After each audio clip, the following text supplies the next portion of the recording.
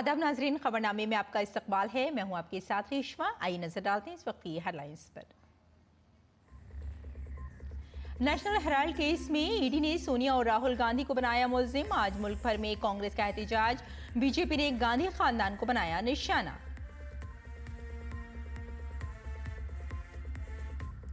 Robert Vadra से आज फिर ईडी ऑफिस में होगी पूछताछ। उन पर शिकोरपुर हरियाणा में जमीन के सौदे के सिलसिले में मनी लॉन्ड्रिंग के इल्जाम।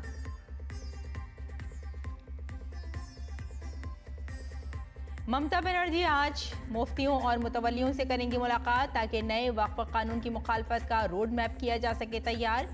बीजेपी मुर्शिदाबाद में मारे गए हिंदुओं की याद में मनाएगी यौम शोहदा।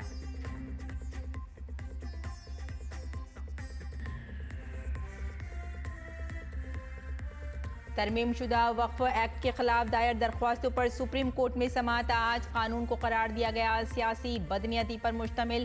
किरण रिजिजू ने कहा यह कानून है मुस्लिम समाज की बेहतरी के लिए।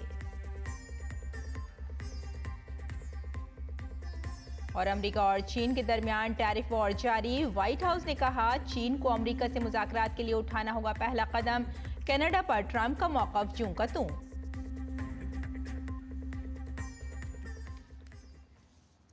और आइए अब खबरों पर डालते हैं तफसील से नजर।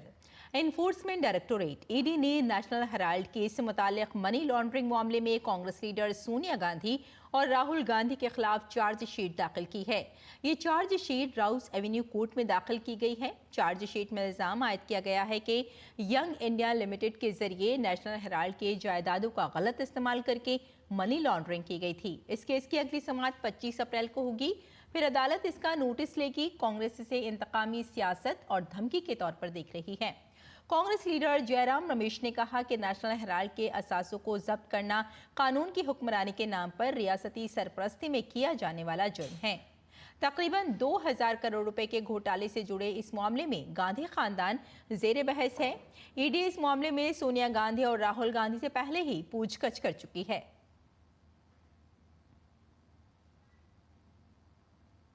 कांग्रेस के इल्जामात पर बीजेपी की तरफ से भी रद्द अमल आया है। पार्टी के तर्जुमान सुधांशु त्रिवेदी ने कहा कि ईडी के जरिए चार्जशीट में सोनिया और राहुल गांधी के नामों को शामिल करना पूरी तरह से तकनीकी मामला है।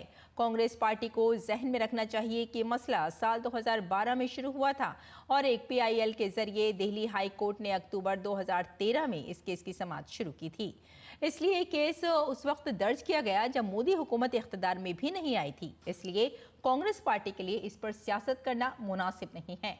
बीजेपी ने कहा है कि तकनीकी नुक्ता नज़र से ये भारत की तारीख का एक अजीब मामला है जिसमें एक कंपनी जिस पर 90 करोड़ रुपए की जिम्मेदारी थी हजारों करोड़ रुपए के असासों वाली कंपनी में तब्दील हो गई। बीजेपी ने ये नुक्ता भी उठाया है कि कांग्रेस पार्टी के जरिए इस कंपनी में सिर्फ राहुल गांधी और सोनिया गांधी के पास 76% शेयर थे। बीजेपी के मुताबिक इसका सीधा मतलब है कि 3/4 से ज्यादा मिलकर सिर्फ उनके पास थी। यानी ये सियासी तौर पर भी एक वाज़ेह इशारा है। नेशनल हेराल्ड केस में प्रवर्तन निदेशालय यानी ईडी के द्वारा जो श्रीमती सोनिया गांधी जी और श्री राहुल गांधी जी का नाम चार्जशीट में आया है, ये प्योरली एक टेक्निकल मामला है। कांग्रेस पार्टी को ध्यान रखना चाहिए कि इस विषय की शुरुआत 2012 में हुई थी और एक जनहित याचिका के द्वारा दिल्ली हाई कोर्ट ने अक्टूबर 2013 में इस केस की शुरुआत की थी। यानी यह मामला दर्ज तब हुआ था जब मोदी जी की सरकार आई भी नहीं थी। अतः कांग्रेस पार्टी का इस पर राजनीति करने का आधार नहीं बनता है। टेक्निकली देखें तो यह भारत के इतिहास का एक विचित्र मामला है जिसमें कोई एक ऐसी कंपनी 90 करोड़ की देनदारी में बिक गई जिसके पास हजारों करोड़ की संपत्ति थी, जो किसी के द्वारा समझ में आने वाली बात नहीं है। तीसरी बात यह थी कि कांग्रेस पार्टी के द्वारा इसमें 76% शेयर सिर्फ राहुल जी और सोनिया जी के पास थे। मतलब राजनीतिक दृष्टि से बहुत साफ दिखाई पड़ता है कि 2/3 से अधिक सिर्फ आपके पास रहेगा और बाकी किसी के पास नहीं। और मजे की बात यह है कि बाद में ये ने तय किया कि प्रकाशन बंद हो जाएगा और प्रॉपर्टी के बिजनेस में काम करेंगे। ये अपने आप में बड़ी विचित्र बात है। कांग्रेस रहनुमा राहुल गांधी के बहनोई और ताजिर रॉबर्ट वाड्रा पर ईडी की गिरफ्त सख्त होती जा रही है। वाड्रा को ईडी ने आज दोबारा पूछताछ के लिए बुलाया है। आज ईडी की टीम एक बार फिर रॉबर्ट वाड्रा से पूछताछ करेगी। कल भी उनसे हरियाणा में जमीन के सौदे से मुतालिक मनी लॉन्ड्रिंग के मामले में पूछताछ की गई थी। रॉबर्ट वाड्रा ईडी हेडक्वार्टर में हाजिर हुए, जहां उनसे तकरीबन 6 घंटे तक पूछताछ की गई। उनका बयान मनी लॉन्ड्रिंग की रोकथाम एक्ट PMLA के तहत रिकॉर्ड किया गया था।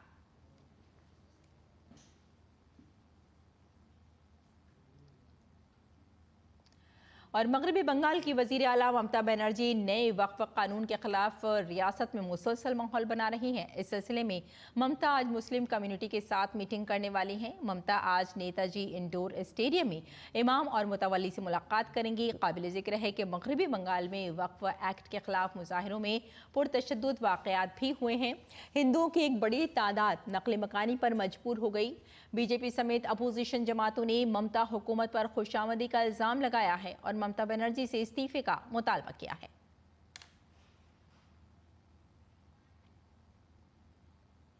मगरबी बंगाल के मुर्शिदाबाद जिले में वक्फ एक्ट के खिलाफ पुरतशद्दुद मुजाहिरों के बाद हालात बदस्तूर कशीदा हैं।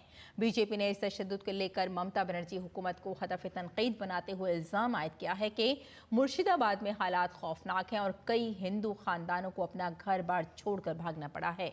हफ्ते के रोज इस तशद्दुद में बाप बेटे समेत 3 अफराद मारे गए। बाप बेटा हिंदू देवी देवताओं की मूर्तियां बनाते थे। बीजेपी ने उन लोगों की याद में आज यौम शहादत मनाने का फैसला किया है। दरी असना मरकजी वजीर किरण रिजिजू ने बंगाल की वजीर आला पर रियासत में तशद्दुद भड़काने का इल्जाम लगाया है। The chief minister is visibly inciting the violence. If chief minister herself is telling the people to protest, if chief minister is telling that she will not follow the act passed by the parliament, this amounts to inciting violence. Remember, law and order is a state subject. Now the chief minister who is in charge of the law and order incites violence.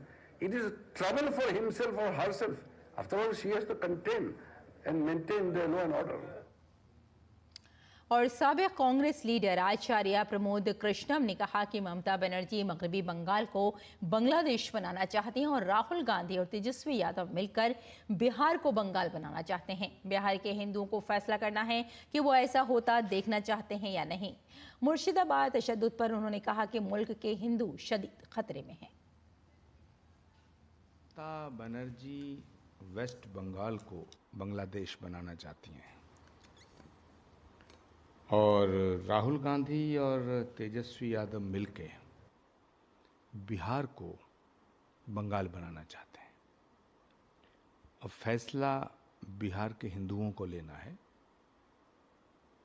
कि वो बिहार को बंगाल और बांग्लादेश बनते हुए देखना चाहते हैं या नहीं।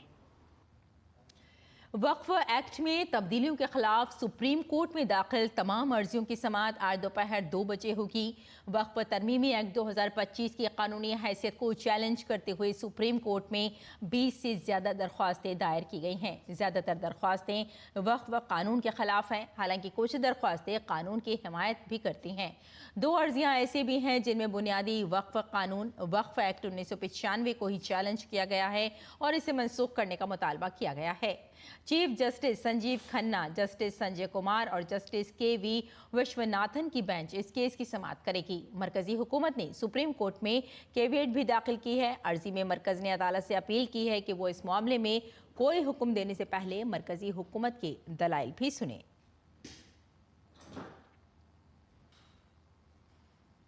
मोदी काबीना में अक़लियती उमूर के वजीर किरण रिजिजू ने फिर कहा है कि तरमीम शुदा वक्फ कानून मुसलमानों के मफाद में है। कोची में उन्होंने मुस्लिम कम्युनिटी से अपील की कि वो कांग्रेस और कम्युनिस्ट पार्टियों का वोट बैंक ना बने, क्योंकि वोट बैंक बनने के बाद उनके मफादात के साथ ज्यादती होती है। In India we have Hindus, Muslims, Christians, Sikhs, Buddhists, Parsis, Jains. We must have laws which treats equal. We must have provisions which should take care of everybody. But unfortunately in our country, there was one law, the Waqf bill, which we have changed. This law, the Waqf Act, which was in existence in India, had given uncontrolled, unprecedented power to the Waqf board to declare any land as Waqf property. We have finished that provision. From now onwards, nobody can claim any property and land as Waqf property. Bharat ने वक्फ तरमीमी act पर पाकिस्तान की तनकीद पर सख्त एतराज़ का इजहार किया है। वज़ारत ख़ारजा के तर्जुमान रणधीर जायसवाल ने लिखा है कि वक्फ एक्ट भारत की पार्लियामेंट ने पास किया है। उन्होंने पाकिस्तान के तबसरों को भारत के अंदरूनी मामलात में मुदाखलत करार देते हुए कहा कि पाकिस्तान को अपने अंदर झांकने की ज़रूरत है। रणधीर जायसवाल ने मजीद लिखा कि पाकिस्तान का ये तबसरा ज़ाती मफादात से मुतासिर है और मुकम्मल तौर पर बेबुनियाद है। भारत ने वाज़ेह तौर पर कहा है कि दूसरों को तबलीग करने से पहले पाकिस्तान को अपने मुल्क में अक़लियतों की सूरत हाल पर तवज्जो देनी चाहिए, जहां उनकी हिफाजत और हुकूक को मुसलसल खतरात लाहक हैं। और वज़ीर आज़म नरेंद्र मोदी और डेनमार्क की वज़ीर आज़म मेटे फ्रेडरिक्सन ने कल टेलीफोन पर बात की। दोनों रहनुमाओं ने दो तरफ़ा ताल्लुकात के मुख्तलिफ पहलुओं के साथ साथ आलमी पेशरफ्त पर भी तबादला ख्याल किया। दोनों रहनुमाओं ने 2020 में शुरू की गई ग्रीन स्ट्रेटेजिक पार्टनरशिप को याद करते हुए इसे दो तरफ़ा ताउन की मजबूत बुनियाद करार दिया। उन्होंने इस शराकतदारी के तहत मुख्तलिफ शोबों में ताउन का जिक्र किया, जिसने भारत में दानिश सरमायाकारी के लिए साजगार हालात पैदा किए हैं ताकि ग्रीन ट्रांजिशन में शिराकत की जा सके। वज़ीर आज़म मोदी और वज़ीर आज़म फ्रेडरिक्सन ने बाहमी दिलचस्पी के इलाकाई और आलमी मसाइल पर भी तबादला ख्याल किया। बातचीत के दौरान वज़ीर आज़म मोदी ने इस साल के आखिर में नॉर्वे में मुनक़्क़िद होने वाली तीसरी इंडिया नॉर्डिक चोटी कॉन्फ्रेंस में शिरकत करने और इस दौरान वज़ीर आज़म मेटे फ्रेडरिक्सन से मुलाकात करने की उम्मीद जाहिर की।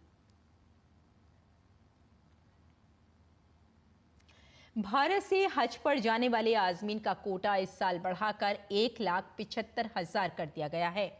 2014 में ये तादाद 1,36,000 थी। अक़लियती उमूर की वजारत ने एक बयान जारी करते हुए कहा कि हज कमेटी ऑफ इंडिया मरकज़ी कोटे के तहत 1,22,000 से ज़्यादा आज़मीन के सफ़र के इंतज़ाम कर रही है। वजारत ने कहा कि तमाम ज़रूरी इंतज़ाम बशमूल परवाज़ें, ट्रांसपोर्टेशन, मिना कैंप और साथ में रिहाइश और दीगर खदमात सऊदी अरब के रहनुमा खतूत के मुताबिक मुकम्मल कर ली गई हैं और निजी टूर ऑपरेटर्स को जिम्मेदारी दी गई है कि वो आज़मीन के बकिया कोटे के लिए सफ़र का इंतज़ाम करें। इस साल अक़लियती उमूर की वजारत ने 800 से ज़्यादा प्राइवेट टूर ऑपरेटर्स को 26 कानूनी इदारों में शामिल किया है, जिन्हें जॉइंट हज ग्रुप ऑपरेटर्स कहा जाता है। कानूनी मसाइल को हल करने के बाद वजारत की तरफ से इन 26 मुश्तरका हज ग्रुप ऑपरेटर्स को हज कोटा भी अलॉट कर दिया गया। इसके बावजूद वो सऊदी हुक्काम की तरफ से मुकर्रर करदा डेडलाइन पर अमल करने में नाकाम रहे। ताहम हुकूमत हिंद की मुदाखलत के बाद सऊदी वजारत हज ने तमाम मुश्तरका हज ग्रुप ऑपरेटर्स के लिए मिन्हा में मौजूदा जगह की दस्तियाबी की बुनियाद पर 10,000 आज़मीन हज के हवाले से अपना काम मुकम्मल करने के लिए हज पोर्टल को दोबारा खोलने पर इत्तफाक किया है। मुल्क के आला इंजीनियरिंग इदारों में दाखिला और स्कॉलरशिप के लिए दाखिला इम्तहानात का इनेकाद कराने वाला इदारा NTA ने JEE मेन सेशन 2 के बारे में कहा है कि अब अपलोड करदा जवाबी पर्चियां आर्जी हैं। JEE मेन सेशन 2 के लिए हतमी जवाबी पर्चियां अभी तक शाये नहीं की गई हैं। स्कोर का तयन सिर्फ आखिरी जवाबी पर्ची से ही होता है। आर्जी जवाबी पर्ची की बुनियाद पर और नतीजा उखज़ करना मुनासिब नहीं है। NTA उम्मीदवारों को मशवरा देना और मुत्तला करना चाहता है कि उन्हें ऐसी रिपोर्ट से गुमराह नहीं होना चाहिए जो गैर ज़रूरी शुकूक व शुबहात और परेशानी पैदा कर सकती हैं। NTA ने हमेशा एक शफ़ाफ इम्तहानी तरीक़ाकार पर अमल किया है जो उम्मीदवारों को हतमी जवाबी पर्ची की जारी होते ही अपने रिकॉर्ड शुदा जवाबात देखने की इजाज़त देता है। NTA हतमी जवाबी पर्ची के हर चैलेंज को इंतहाई संजीदगी के साथ समझता है। जवाबी पर्ची का चैलेंज तमाम उम्मीदवारों के लिए एक मुनसिफाना और काबिल एतमाद निज़ाम को यकीनी बनाने का एक अहम हिस्सा है। जवाबी पर्ची के चैलेंज के अमल का मकसद किसी भी तज़ाद को ख़त्म करना और इंसाफ पसंदी को यकीनी बनाना है। छत्तीसगढ़ हुकूमत ने नई नक्सली खुद सुपुर्दगी पॉलिसी 2025 को नाफिज कर दिया है। हुकूमत दोनों सतहों पर नक्सलिज्म के खिलाफ कार्रवाई कर रही है। हुकूमत की नई खुद सुपुर्दगी पॉलिसी के मुताबिक हथियार डालने वाले नक्सलियों को सरकारी मुलाजमत और उनके बच्चों को मुफ्त तालीम देने का इंतजाम किया गया है। पेश है छत्तीसगढ़ के बस्तर से डीडी न्यूज के नुमाइंदे सुमेश पटेल की ये रिपोर्ट। छत्तीसगढ़ में नक्सली खुदसुपुर्दगी की नई पॉलिसी 2025 नाफिज। नई पॉलिसी तशद्दुद तर्क करके नक्सलाइट्स को मरकजी धारे में लाने पर मरकूज। इस पॉलिसी में सिक्योरिटी, बाजाबातकारी, तालीम और रोजगार के इंतजामात शामिल। पॉलिसी का मकसद है 2026 तक छत्तीसगढ़ को नक्सल फ्री इलाका बनाना। हथियार डालने वाले नक्सली हासिल कर सकेंगे तालीम। छत्तीसगढ़ हुकूमत ने नक्सलिज्म को खत्म करने और तशद्दुद के रास्ते पर चलने वाले लोगों को मरकजी धारे में लाने के लिए एक नई पॉलिसी शुरू की है। इस पॉलिसी के तहत खुद सुपुर्दगी करने वाले सरगर्म इनाम याफ्ता नक्सलियों और उनके कुंबों को तालीम, रोजगार और माली इमदाद जैसी बहुत सी अहम सहूलियात फराहम की जाएंगी। नई पॉलिसी के मुताबिक अगर किसी खुदसुपुर्दगी करने वाले नक्सल ने नक्सलियों के खिलाफ मुहिम में पुलिस को खुसूसी ताउन दिया है और उसकी वजह से उसकी जानो माल को खतरा लाहिक हुआ है, तो ऐसे मामलात में उसे महकमे पुलिस में तैनात किया जा सकता है। इसके साथ 5 लाख रुपए या उससे ज्यादा के इनाम के साथ किसी नक्सली की खुदसुपुर्दगी करने की सूरत में नक्सलाइट्स या उसके खानदान के किसी फर्द को अगर वो अहल है तो सरकारी मुलाजमत में तकर्रुरी का मौका दिया जाएगा। अब वार्ता के लिए तो हम लोग दरवाज़ा शुरू से ही खोल के रखे हैं। हम लोग बोल रहे हैं कि आप गोली और हिंसा की भाषा छोड़िए और विकास की मुख्यधारा से जुड़िए। खुदसुपुर्दगी करने वाले नक्सलियों को ट्रांजिट कैंप या बाजाबातकारी मरकज में रखा जाएगा। यहाँ उनकी हिफाजत की मुकम्मल जमानत दी जाएगी। बाजाबातकारी का पूरा अमल 120 दिनों में मुकम्मल कर लिया जाएगा ताकि वो तेजी से कौमी धारे में शामिल हो सकें। नक्सलाइट्स को उनकी दिलचस्पी के मुताबिक हुनर सिखाया जाएगा, जैसे काश्तकारी, कारोबार या दिगर रोजगार। उन्हें 3 साल तक हर माह 10,000 रुपए का एजाजिया दिया जाएगा, यानी 3 सालों में 3.6 लाख रुपए की माली इमदाद। खुदसुपुर्दगी करने वाले नक्सलाइट्स के बच्चों को 18 साल की उम्र तक मुफ्त तालीम और हॉस्टल की सहूलत फराहम की जाएगी। उन्हें कानूनी इमदाद फराहम की जाएगी ताकि वो नई जिंदगी शुरू कर सकें। अभी तक 1100 से ज्यादा नक्सली आत्मसमर्पण किए हैं। उनके साथ सरकार न्याय कर रही है। उनके लिए अलग से हम लोग 15,000 प्रधानमंत्री आवास स्वीकृत कराए हैं। उनको स्किलिंग करा रहे हैं और स्किलिंग करा के उनको रोजगार से जोड़ने का भी काम करेंगे। अगर खुदसुपुर्दगी करने वाला नक्सली खुद भी तालीम हासिल करना चाहता है तो मुताल्लिका महकमों की स्कीमों के तहत उसकी मदद की जाएगी। ये नई पॉलिसी रियासत में अमन और तरक्की की समत में एक अहम कदम है। इससे न सिर्फ खुदसुपुर्दगी करने वाले नक्सलाइट्स को मरकजी धारे से जोड़ने में मदद मिलेगी, बल्कि उनके खानदानों का मुस्तकबिल भी महफूज होगा। विगत 15 महीने में बस्तर संभाग के अंतर्गत 350 से अधिक माओवादी कैडर के डेड बॉडी अलग अलग मुठभेड़ के पश्चात रिकवर की गए थे। काफ़ी बड़ी संख्या में माओवादी कैडर आत्मसमर्पण कर रहे हैं। जो आंकड़ा के हिसाब से देखा जाए, इस 15 महीने के अवधि में लगभग 1200 से अधिक माओवादी कैडर हिंसा त्याग कर शासन के समक्ष आत्मसमर्पण किया। छत्तीसगढ़ हुकूमत की नई नक्सलाइट सरेंडर पॉलिसी 2025 का मकसद रियासत को 2026 तक नक्सलियों से पाक इलाका बनाना है।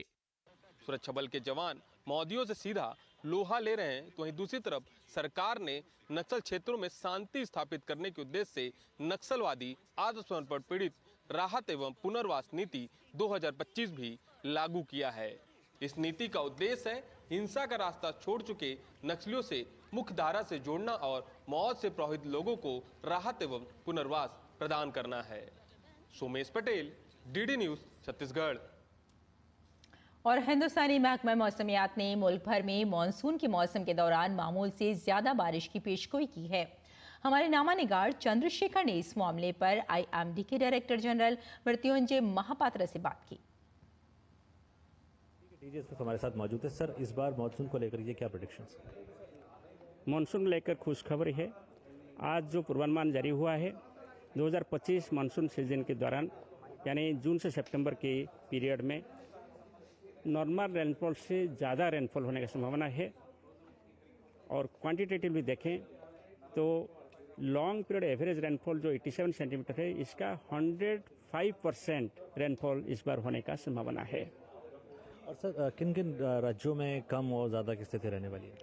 रेनफॉल का जो डिस्ट्रीब्यूशन का फोरकास्ट किया गया, इसके हिसाब से लगभग सभी जगह पर अच्छा बारिश होगा, normal to above normal rainfall होगा।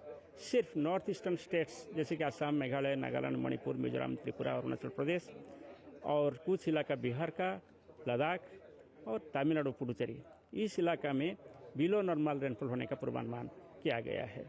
एलिनो की क्या सिचुएशन इस वक्त रहने वाली है पूरे मानसून के दौरान पर? एट प्रेजेंट कोई एलिनो कंडीशन नहीं है, न्यूट्रल कंडीशन है और मानसून सीजन एंड तक न्यूट्रल कंडीशन प्रिवेल करने का पूर्वानुमान किया गया है। और सर कब तक मानसून आ जाएगा, इसकी कोई प्रेडिक्शन आपको कर पाएँ? मानसून आने का जो पूर्वानुमान होता है हम मेनलैंड के लिए करते हैं, जैसे कि केरल के पास मानसून का अराइवल का पूर्वानुमान दिया जाता है। वो पूर्वानुमान मई 15 के आसपास जारी होगा। और हीट वेव लगातार जैसे चल रही है तो क्या राहत मिल सकती है इस बीच में? अभी तक हीट वेव जो चल रहा था 1 से 9 अप्रैल तक, वो सबसे इंटेंस हीट वेव कंडीशन था। इसके बाद एबेटमेंट हो गया था और आज से फिर हीट वेव कंडीशन डेवलप हो रहा है वेस्ट राजस्थान और एडजनिंग गुजरात एरिया में। यहाँ 3 दिन तक हीट वेव रहने का संभावना है। इसके बाद फिर हीट वेव एबेटमेंट होगा। तो ये थे IMD DG, जिनका कहना था कि जो खुशखबरी वो लोगों को देना चाह रहे थे कि इस बार जो मानसून है वो सामान्य से अधिक रहने वाला है और निश्चित तौर पर ये क्योंकि गर्मी सबसे ज़्यादा इस वक्त महसूस हो रही है लोगों को और उनके लिए ये सबसे ज़्यादा खुशी की बात है। कैमरामैन शिव सुमन के साथ चंद्रशेखर, DD न्यूज़, दिल्ली। और आइए अब नजर डालते हैं दिल्ली से शाये कुछ उर्दू अखबारात पर।